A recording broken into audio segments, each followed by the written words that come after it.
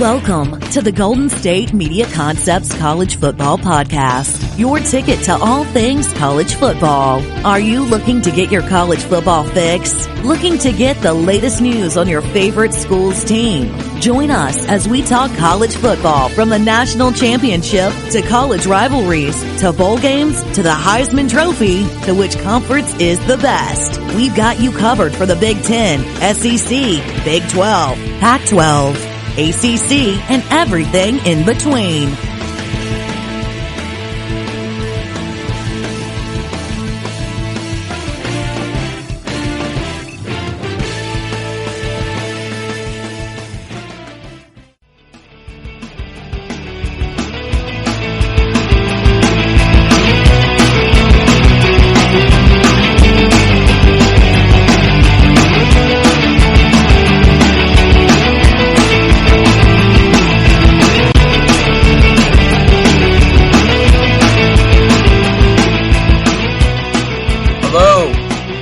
Tuning in to the GSMC College Football Podcast, brought to you by the GSMC Podcast Network. My name is Nick Bowles, and let's just go ahead and get into the main topic today, which is Odell Beckham Jr. And obviously Odell plays for the NFL, but he is a former wide receiver for the LSU Tigers as well.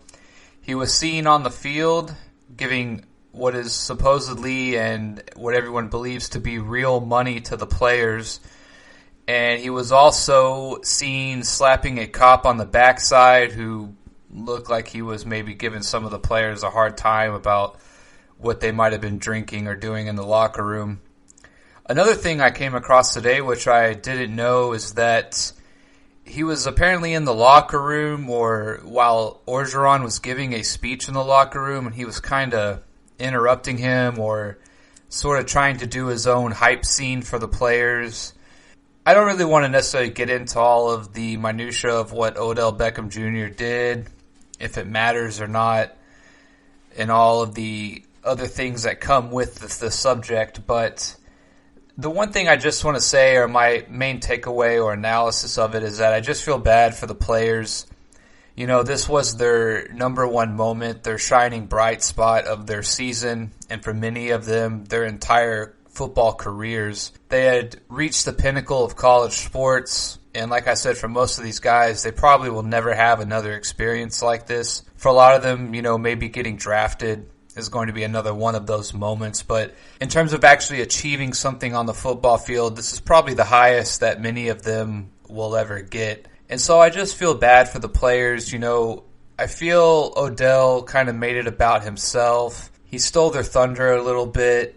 And instead of realizing that Odell has had his time in college football and Odell has had his opportunity to be that player or to be in that spot, I really wish he just would have enjoyed it as a fan from the sidelines. And instead, it seems as if he wanted to go back to college and relive his glory days or something to that nature. And to be honest, you know, I've talked about the Fair Pay to Play Act before. I don't really care that he gave the kids money. I honestly could care less. A couple $100, $1,000, whatever it was. I honestly don't care. But the way that he did it was just so obvious and was so right in everyone's face that it seems almost as if he was daring people to call him out on it, or he just really seemed to not be aware of the situation, or maybe he was aware of the situation. You can do this at the club or the after party or whatever bar you're going to. Do it in the locker room,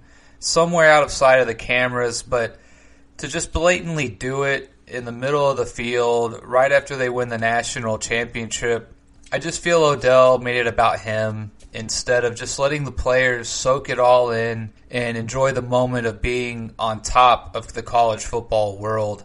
And so that's just my quick takeaway. We don't necessarily have to get into if it matters or not, or right and wrong. The slapping the cop on the backside, while I don't think it's necessarily a big deal, again, it's just not a good look. It's just almost like you're wanting to be called out, and you're dragging the entire LSU team in it now, and you're dragging in all these other people who just want to play football and are just trying to celebrate having a good time. And whether that cop was sort of being intrusive or being a buzzkill or not in the locker room to the players is sort of irrelevant and besides the point. Again, it just really shows a lack of awareness. It shows a lack of judgment, a lack of self-control. And so I just wanted to get that one hot topic out of the way. I know everyone's talking about it. And my analysis is I just think it was overall just dumb, is just the way to put it. You know, I guess a lot of people might feel the same. And I think a lot of us agree that the money is not really the issue. It's just the way that he did it. You have to know that if the NCAA sees that and if the SEC sees that and it's on national TV for millions to see, that they are almost forced to open a quote-unquote investigation, that if that goes viral, that their hand is forced. They have to now act as if they're doing something. The rules have obviously been broken for all to see. And so now they have to do something, and the people who are going to pay the ultimate price are going to be the players who are staying around at LSU next year. I hope nothing really comes of it. If anything, I guess make the players give the money back or something to that nature, or make Odell Beckham Jr. pay something. I'm not sure quite how that jurisdiction works, but I just really hope that the LSU players who are staying and playing next year and Coach Orgeron don't get punished for it. That's my main hope. That's what I hope is the end goal or the end result, is that we don't punish the players who took no part in it. And so that's just sort of my one take. And a lot of people are saying that Joe Burrow shouldn't have said that it was real money, but you know, that's the whole thing, is that now it's out for everyone to see. Joe Burrow can't exactly lie about it. What if he says, oh, it was fake money? I mean, now you've put a lie on top of a bad act. So I just thought Odell should have had more sense than that.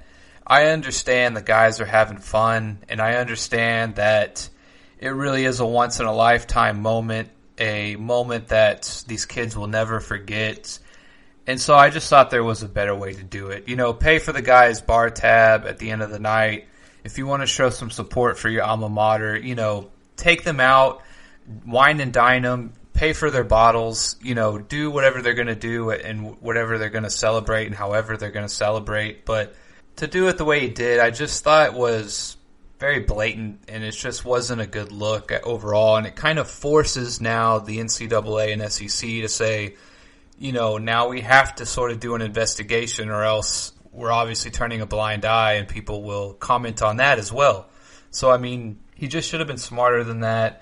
And given Odell's sort of diva past and all these things, it just kind of makes you think he did it on purpose. And a lot of people thought maybe Odell was doing this on purpose to kind of make a point. But, you know, if Odell wants to make a point about players getting paid, which I would be on his side about, I agree with players getting paid. I've stated before on the Fair Pay to Play Act that I think players should get paid. I think it's such a big business that these players should be getting a piece of the pie in some form or fashion. So, you know, if he wants to make it about players getting paid, there's a better way to do that. Go begin to mount some kind of team or organization that's going to fight on behalf of the players, and do it through the proper channels. Odell has that kind of money where he can hire a lawyer or two, or put together a nonprofit, or do it in such a way that he is bringing attention to the topic without sort of just spitting in the face of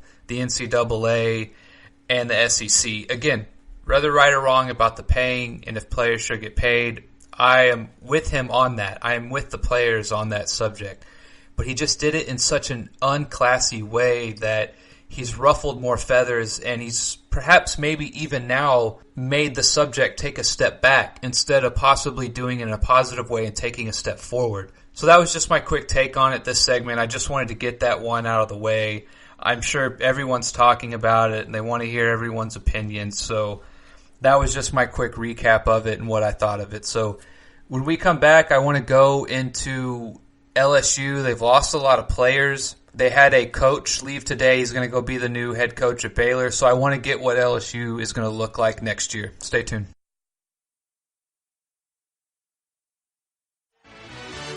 Are you looking for the very best NFL and college football podcast? Then check out the GSMC Football Podcast. Get the latest football news both on and off the field. From the NFL Draft to trades to the rumor mill to the NFL Combines. They got you covered. That's GSMCpodcast.com/football-podcast. Get updates on college rivalries, game day insights, and much, much more. It's football talk the way you want it. This show eats, sleeps, and breathes football. Don't forget to like them on Facebook and follow them on Twitter. Visit GSMCpodcast.com for more info.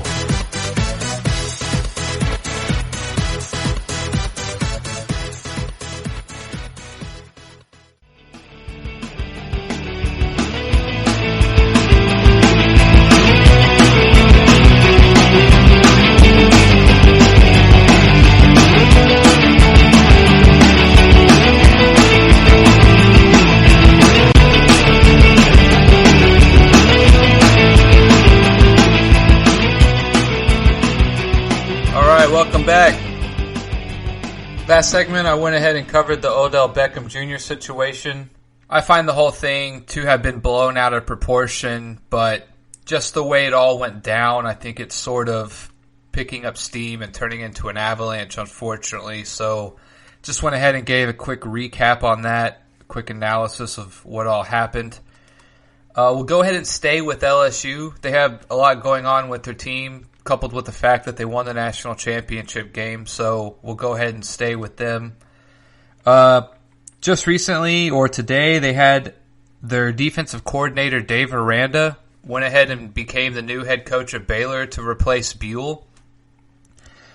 I'm sure he's very worthy of the job. I just am curious how a defensive coordinator is going to fit in at Baylor in terms of being in the Big 12, where I think it's a lot about offense. I think it's how much can you move the ball. Teams are constantly trying to push the envelope on that side of the football, and perhaps the defenses are hit or miss sometimes. But who knows, maybe going against the grain in the Big 12 with the defensive coordinator, someone who's more defensively minded, perhaps maybe that's a good thing. Maybe that will attract a different type of player at Baylor, and maybe they'll be able to do something with it. So that's the biggest news out of LSU today. Dave Aranda is going to go ahead and be the new head coach of Baylor.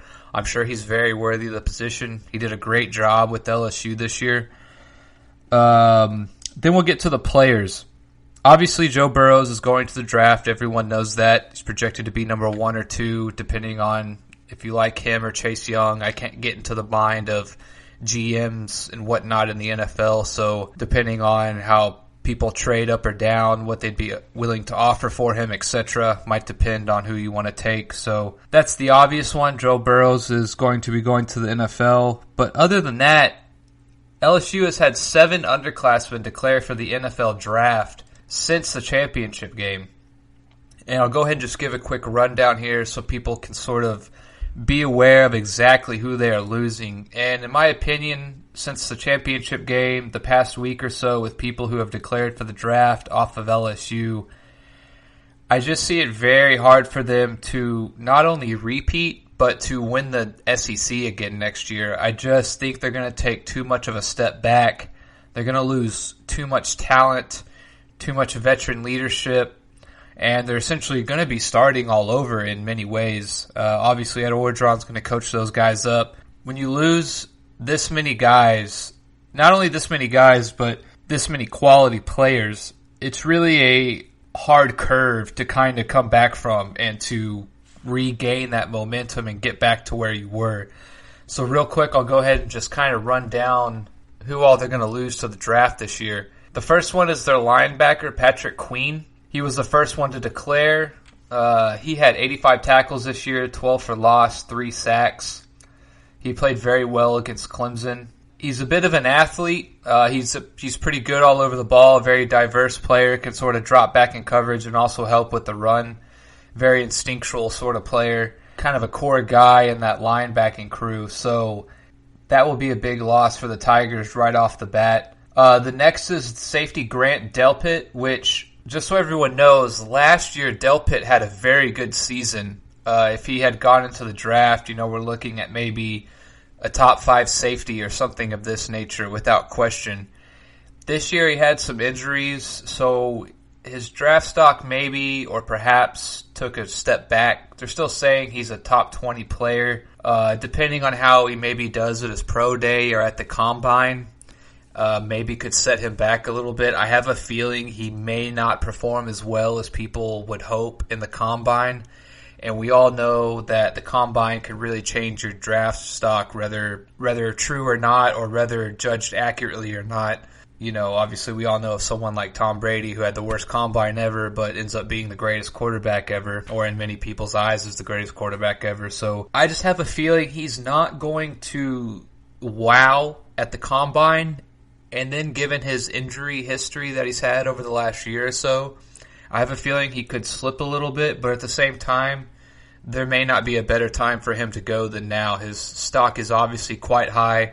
He was the guy who came in, put his shoulder pad on the ball to force the fumble from Trevor Lawrence in the championship game. The next one many people know is Justin Jefferson.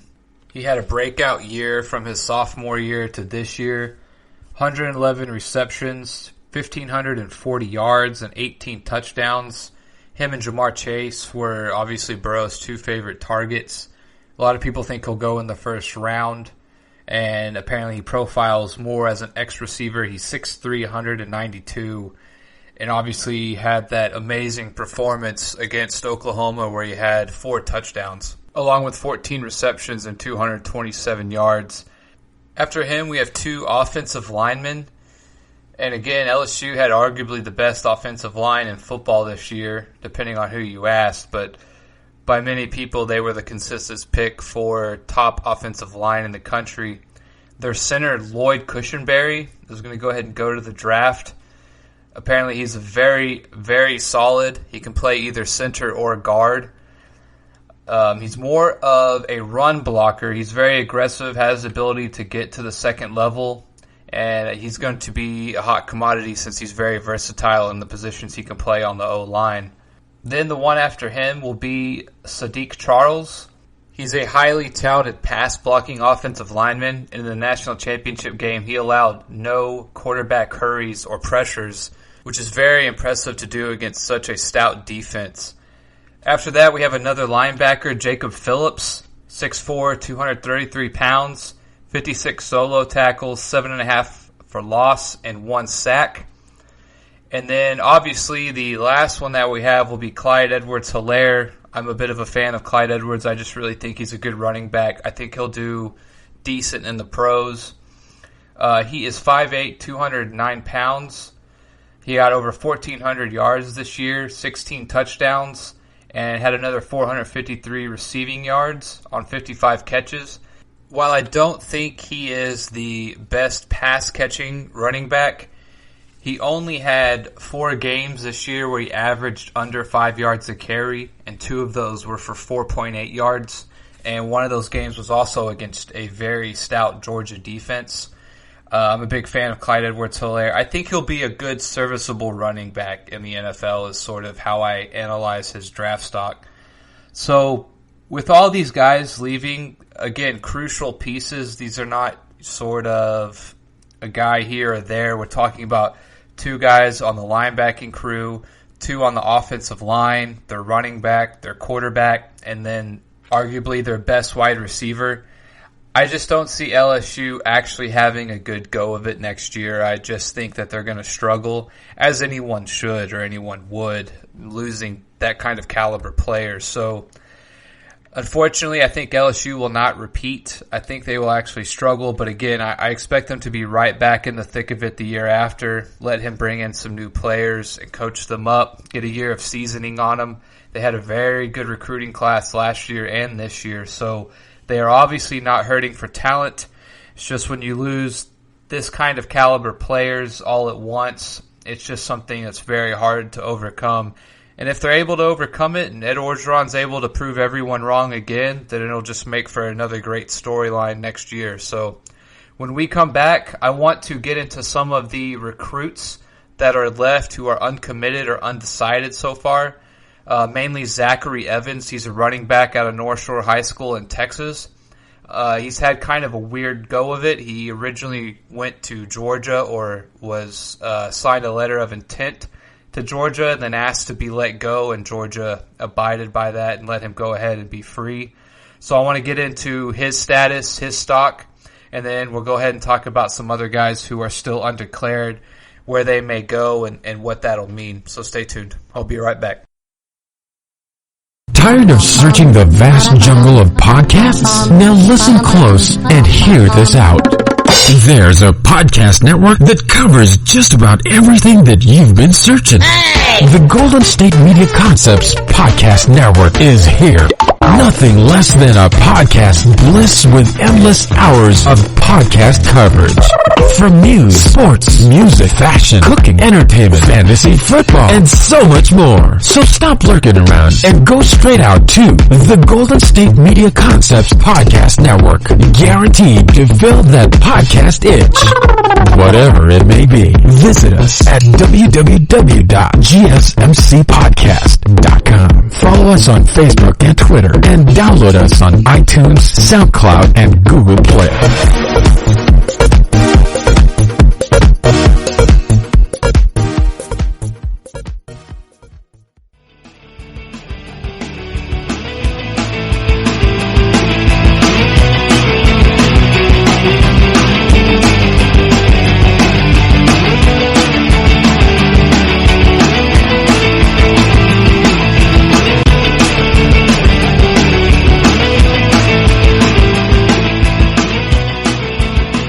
Back to the GSMC College Football Podcast.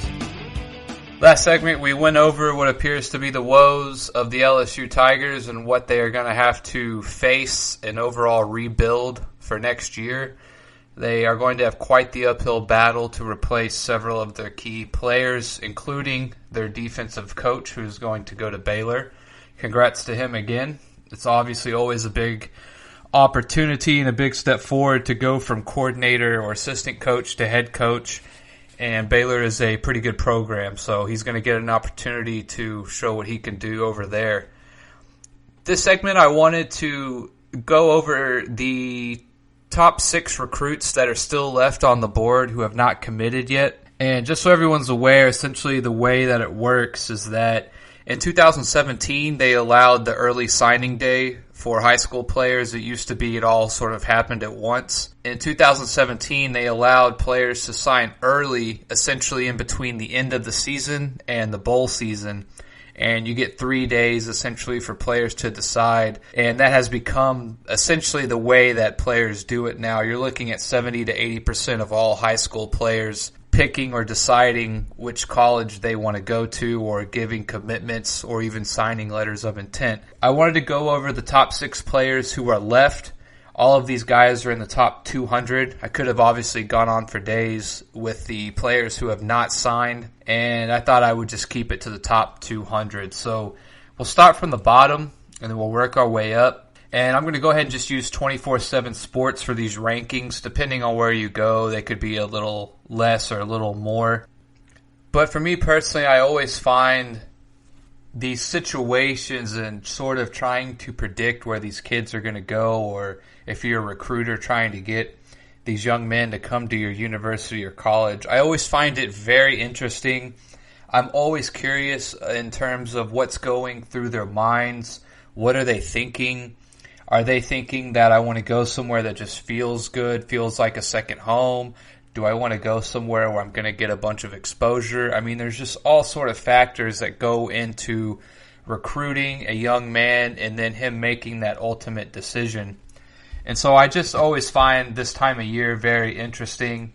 And obviously we already had the early signing day where most recruits have committed, but you always find these, top 200 guys, and, we got 6 of them here, and they haven't decided, and so they're not going to sign until February 5th, and so they're just sitting there thinking and thinking and thinking, and in this time, who knows what happens at a school. Coaches may leave, other players may be talking to them who say, I'm going to go here, why don't you go here with me? We played at the same state, I played against you, or perhaps they even played with each other.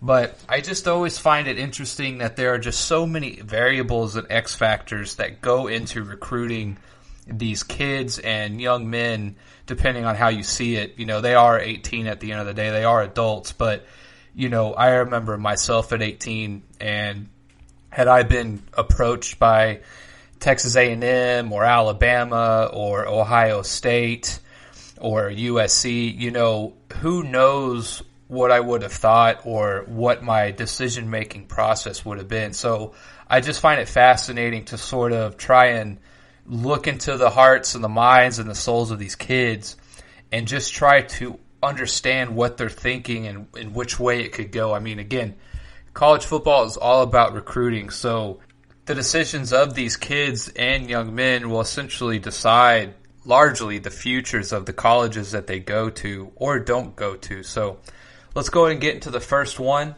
And if I mispronounce these names, I'm sorry. The first one is Covontre Bradford. He is out of Lancaster, Texas.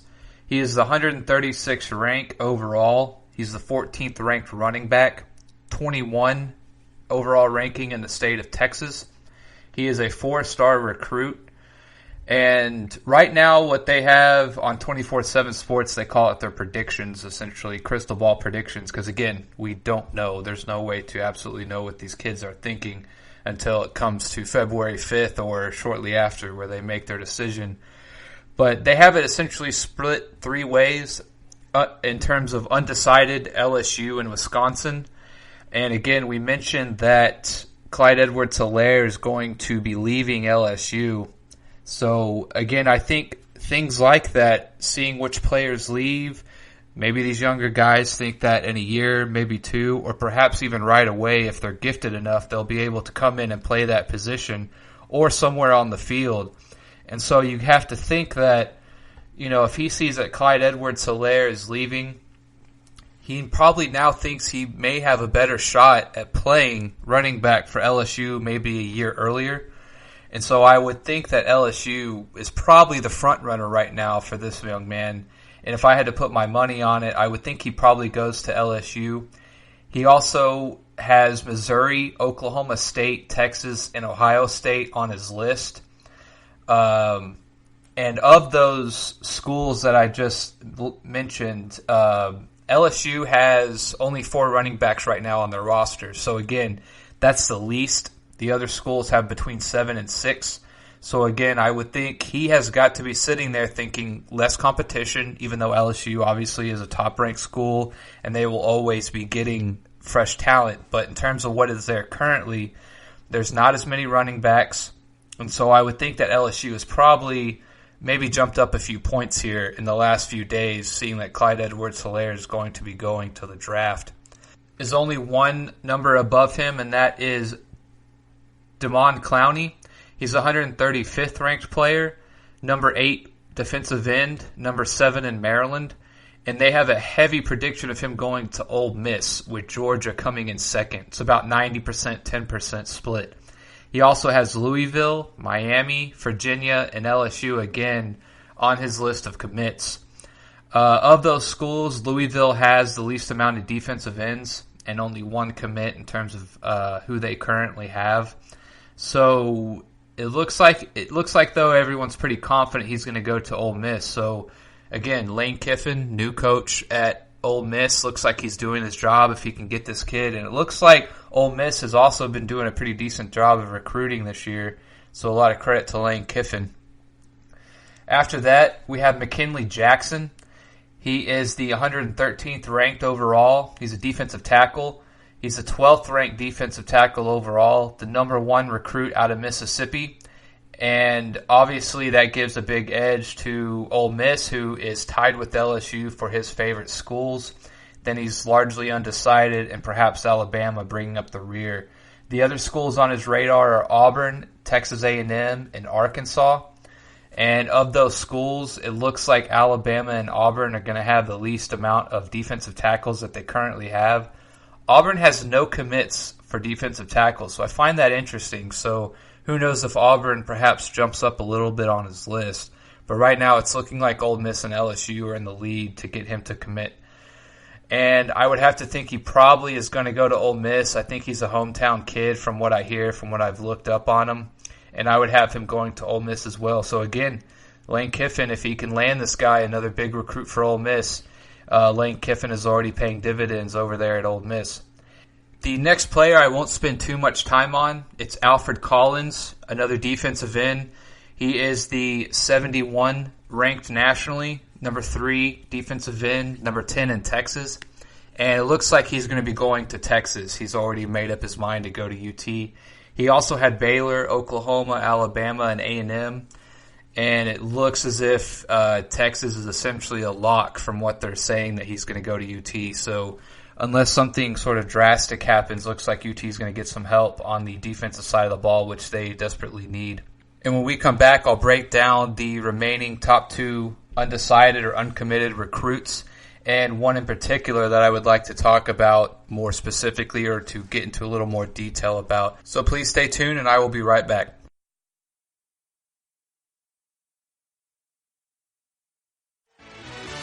Are you looking for help for your fantasy football team? Check out the GSMC Fantasy Football Podcast. Get today's best advice on who to start, who to sit, even who you should draft. From sleeper picks to red hot lineups, they got it all covered for you. That's GSMCpodcast.com/fantasy-football-podcast. We'll cover traditional leagues, dynasty, PPR, even IDP leagues. When you need fantasy help, there's just one show to hit up. Don't forget to like them on Facebook and follow them on Twitter. Visit GSMCpodcast.com for more info.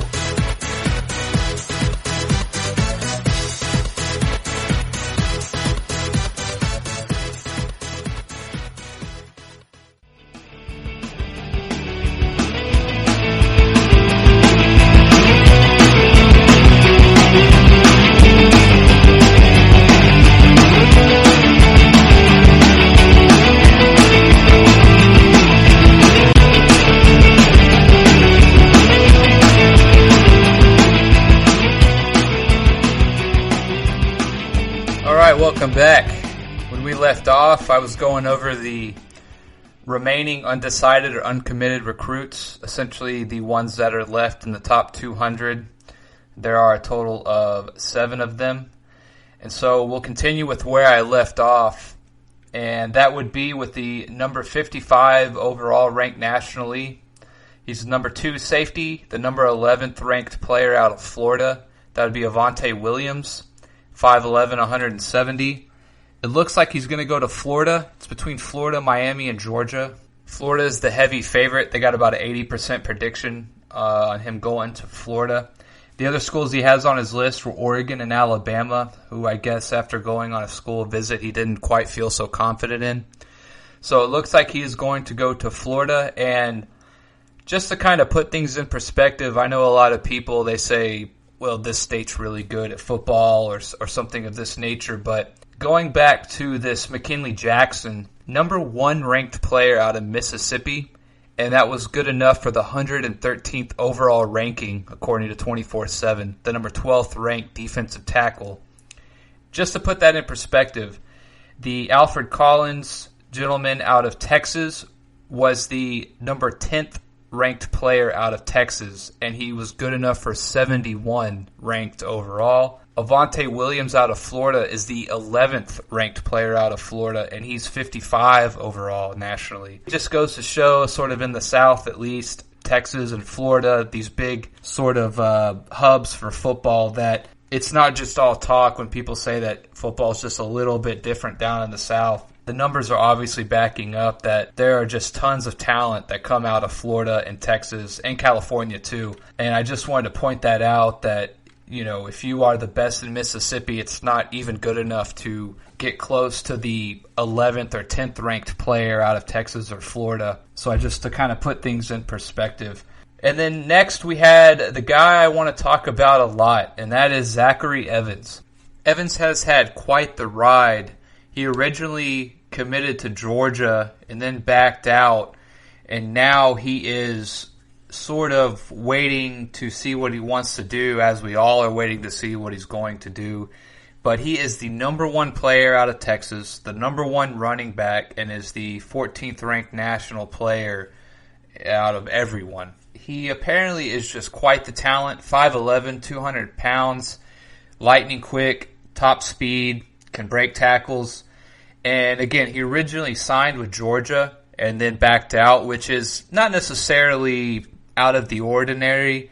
But when you are such a big-name recruit, then obviously you're going to draw a lot of attention for that. So right now, essentially, they have him going either back to Georgia. A&M is also in the running, which A&M's had a few running backs enter the transfer portal, which we'll do an update on the transfer portal as well, because a lot's been going on in terms of who's been coming and going through the transfer portal this past week. And then he's undecided. So he also has LSU, Ole Miss, Florida, and Alabama on his other teams that are on his radar. Everyone's really high on this kid. They're kind of comparing him to Melvin Gordon. He's got all the intangibles, the lateral strength, the top-end speed, the elusiveness. He's a good pass catcher. So, I mean, he's overall a really good back. And considering that A&M's had a few running backs enter the transfer portal or decide to leave or could possibly leave, I think that may bode well for them. Again, Ole Miss has a visit with him on January 16th. Jimbo Fisher visited him on December 11th. He has his official visit to Florida on Friday, January 17th. He had a visit to LSU on October 26th. And he also had a visit to A&M on November 15th. So this kid is obviously the top-ranked recruit left. I think it could really bode well for whoever he goes to, obviously. Another thing that people may not be aware of is that A&M signed a very highly recruited 5-star wide receiver out of Tomball, Texas.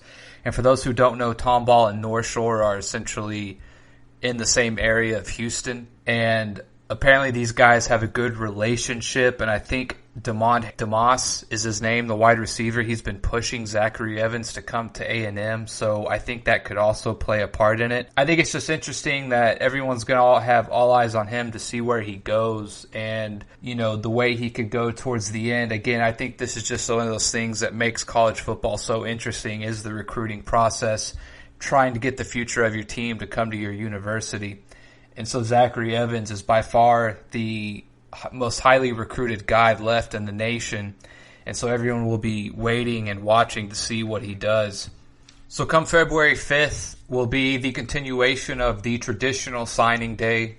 And we will see where these last few players trickle in and where they go to. But just based on what I see in terms of who is left and where they could possibly go, Ole Miss could really improve come February 5th if they have a couple guys or a couple pieces fall into place, as well as A&M if they can get the number one running back, Zachary Evans, which they are now essentially, it looks like they have a strong case to make that they may get him. And to sort of continue on the topic of where players will go, another big story recently was that Eric King out of the University of Houston has entered the transfer portal, and he is going to visit Miami, the University of Miami, this weekend. Just so everyone knows, Derek King actually decided to redshirt himself this year after starting 4 games so that he could save a year of eligibility. So it seems as if it was always the plan that he would enter the transfer portal at the end of this year to explore his options. And just to give a little background on King, he's a very good playmaker, very good dual threat quarterback.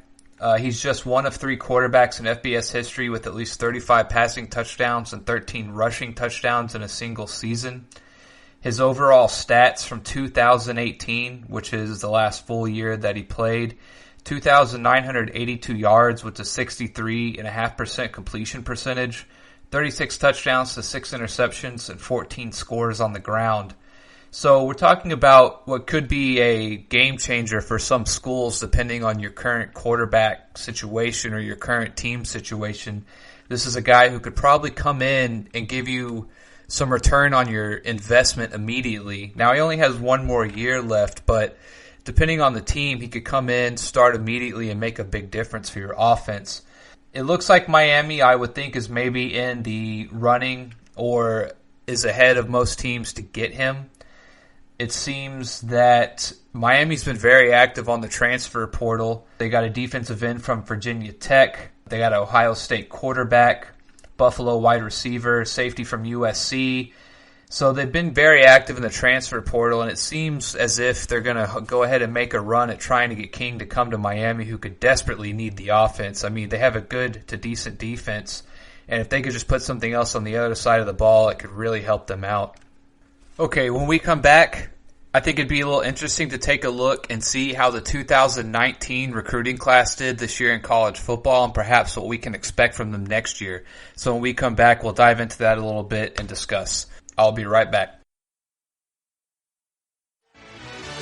Check out the show that's built on the MMA. From the UFC to extreme cage fighting, they got the fights covered. Check out the GSMC MMA podcast. Get the latest news on past or upcoming fights. Join us as we talk to and about some of the biggest names in the MMA, past, present, and future. When it's the fight game, there's just one show to check out. GSMCpodcast.com/MMA-podcast. Don't forget to like them on Facebook and follow them on Twitter. Visit GSMCpodcast.com for more info.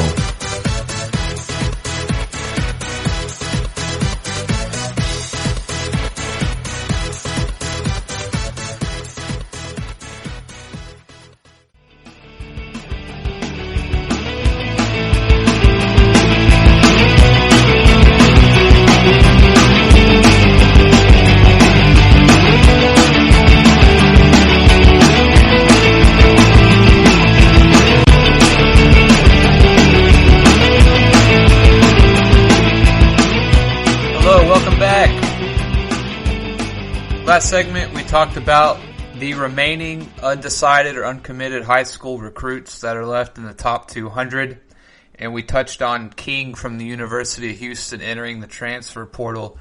And before we get on to the topic that I mentioned when we left last segment, which is how did the 2019 recruiting class do in terms of the top-end recruits, I wanted to make a couple more comments real quick on the transfer portal.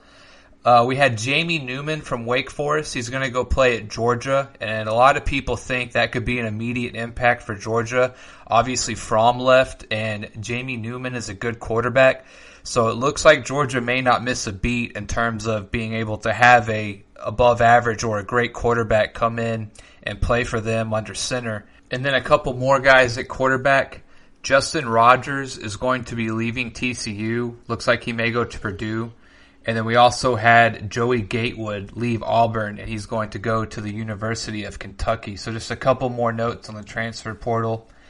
Let's go ahead. I wanted to touch on the 5-star recruits from the 2019 recruiting class, sort of see how they did this year and perhaps what we can expect from them next year. Some of these guys maybe didn't have a good year or they had a great year, and maybe we'll expect even bigger things from them in the future.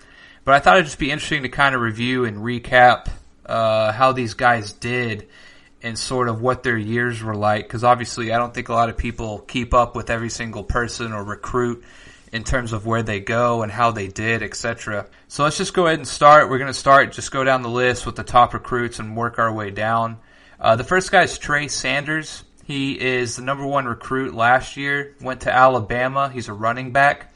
He didn't play, unfortunately. He got hurt. So not much to report there. But again, a year of learning the playbook under Nick Saban. Looks like he'll come back this year and make his debut, and we'll see what he has. Najee Harris is going to come back with Alabama, so it looks like their backfield is going to be in good shape as long as Sanders can come back and have a good impact for them. The next recruit was Jaden Hasselwood. He is a wide receiver, went to Oklahoma.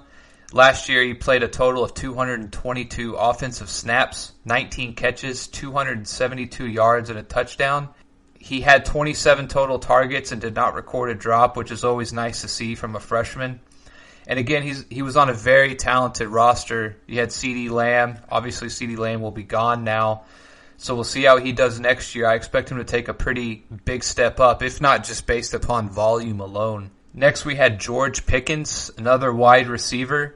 He went to Georgia. He started just 2 games for Georgia, but still played a total of 535 snaps. He finished the year with 49 catches, 727 yards, and 8 touchdowns, total of 77 targets and 1 drop. And obviously I mentioned the quarterback from Wake Forest who has transferred over to Georgia, Jamie Newman. So it looks as if these two guys are going to be playing together, and I think that bodes well for George Pickens to have a good year next year. He was the best wide receiver for Georgia, which is always an amazing accomplishment for a first-year player. So we'll see what he does next year, and I think we can only expect big things from him. The next player was Evan Neal. He was an offensive tackle. He went to Alabama. He started every game as a true freshman, which is always impressive. He played a total of 723 snaps. Of those, 423 were as a pass blocker, where he only allowed 1 sack, which is very impressive. Some think he may move to outside tackle since Jedrick Willis is headed off to the NFL, so it looks like he may need to move over and play a position to help his team. Overall, though, he had an amazing season for a true freshman offensive lineman. It's definitely one of the harder positions in terms of the mental game and the physical game as well. So again, offensive linemen typically don't get a whole lot of credit or a lot of shout-outs, so just take note of him, of how well of a year he had and how good he did.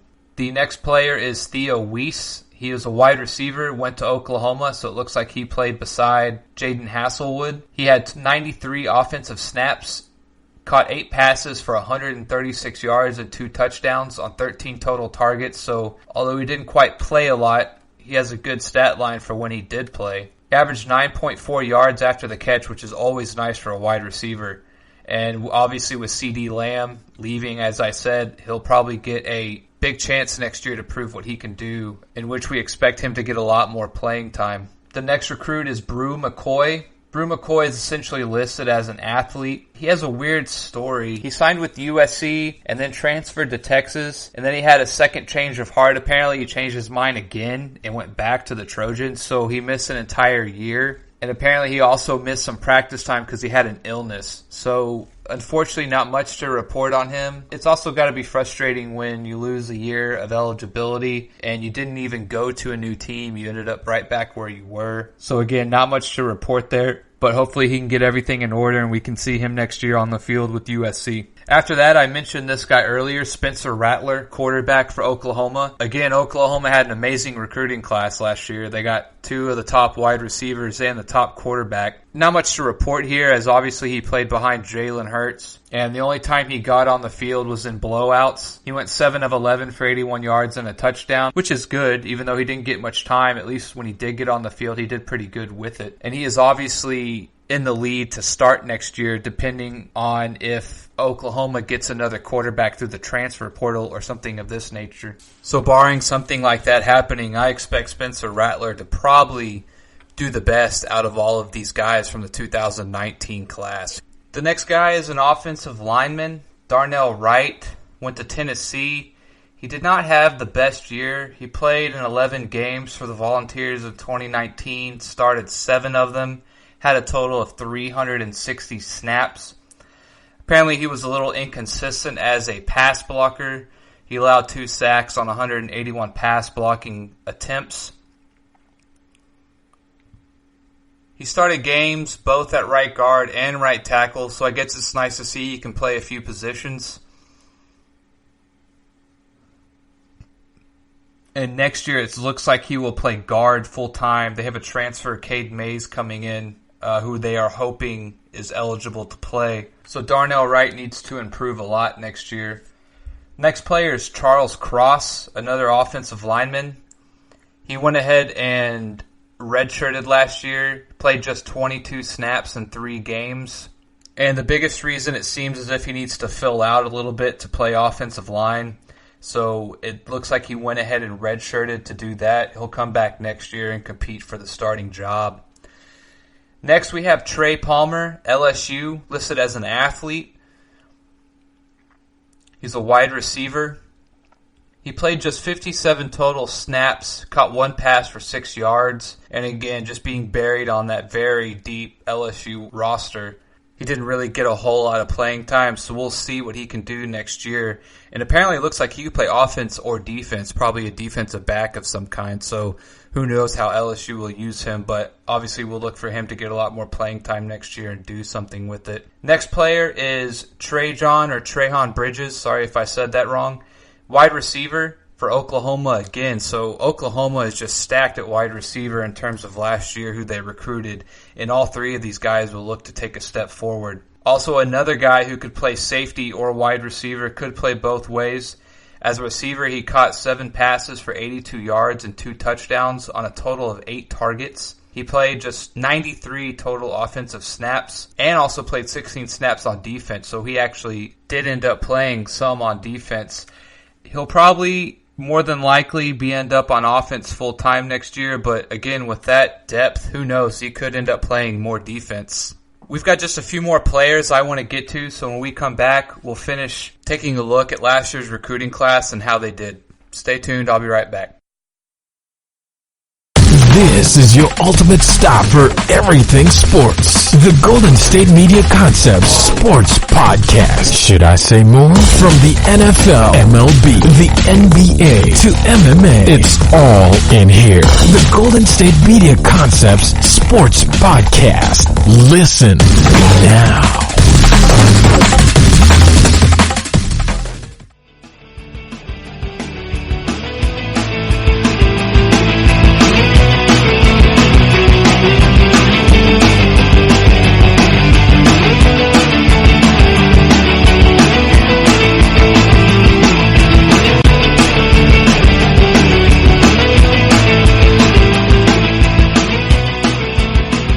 Welcome back.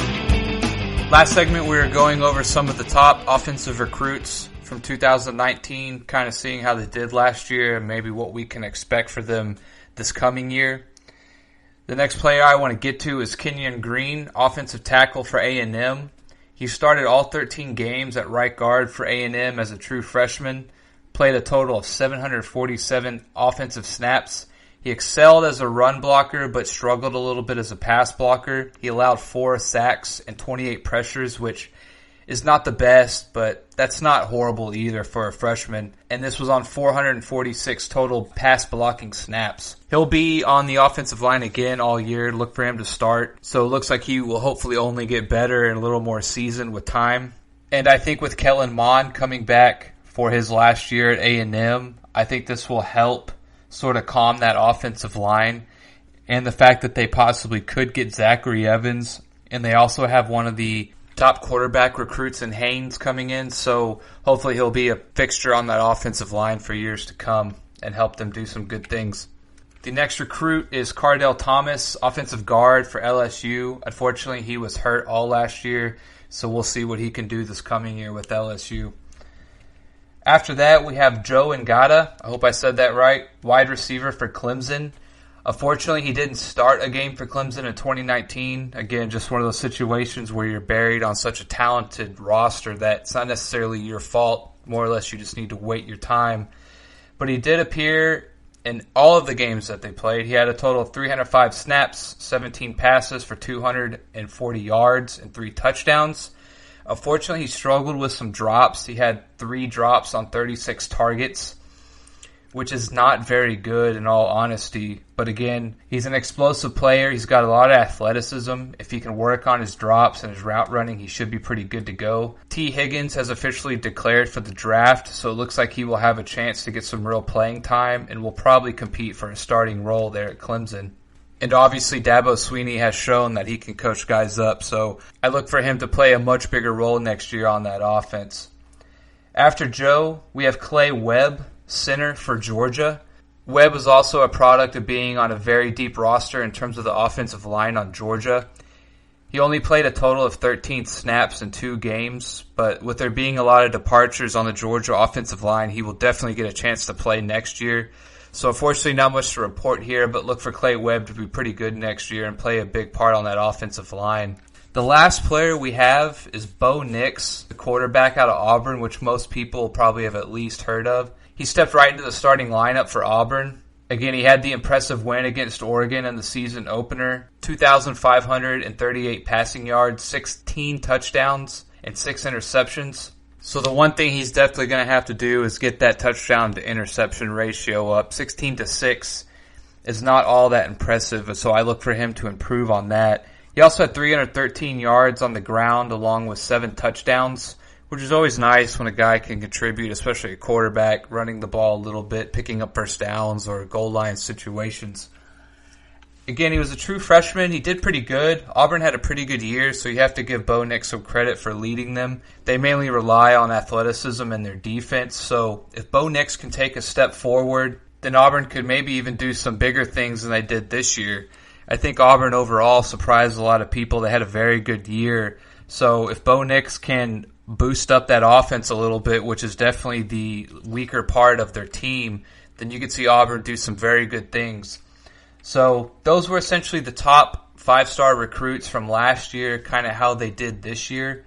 And to sort of segue that, I actually want to take a look at Clemson specifically in terms of their recruiting this year. And I think one thing I'll do in my next few podcasts is I will actually go team by team, maybe conference by conference, and break down each team or each conference's recruiting classes player by player to sort of break down where they're filling their needs or where they might be weak at, etc. But since Clemson obviously was in the national championship game and I've mentioned how good they've recruited this year, I thought we could take a look at what they've done so far. And if everyone will remember, I sort of had mentioned that they lost a lot of players on the defensive front last year to the NFL draft, and I thought that ultimately this would hurt them in the national championship game. And I think overall I was right that they had Burrows backed up there in his own 5-yard line for the first couple plays, and maybe they had the advantage. But you could tell as the game went on that they just could not get any pressure to Burrows. And if you're going to play someone like Burrows or a team who can throw the ball, which is the way the game has been going in the more recent past, then you're going to need to find a way to get to the quarterback and to cause some pressure. And so I thought I would just take a look real quick before I end this segment. We only got a couple minutes left of what they've been able to do this year and who they've been able to recruit, and more specifically, the defensive front or the defensive side of the ball. They got the number 1 overall ranked player in Brian Bresee. Again, I hope I'm saying that right. He's out of Maryland, defensive tackle, 6'5", 290. He's first in his position, obviously, first in the state, first in the nation. He's a 5-star recruit.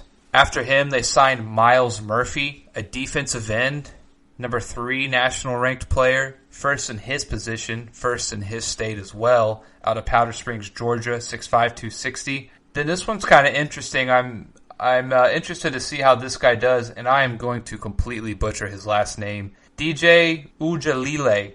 I believe that's how you say it. Ujalile. 6'4", 246. He's a pro-style quarterback. He's the 13th national-ranked player. Number 1 quarterback in terms of recruiting. He's number 3 in his state out of California. And I'm just interested because he's going to have a year to learn under Dabo Swinney and Trevor Lawrence. And if this guy is as good as they say he is, then giving him that year to learn and then to come in, depending if he redshirts or not, will be very interesting to see how he does. Again, they're getting guys in the right spots, training them at the right time. The 2 first guys are going to fill a huge need at defensive line. DJ is going to be able to come in under Trevor Lawrence. Maybe he won't start next year. Maybe he won't start the year after Trevor Lawrence leaves for the NFL.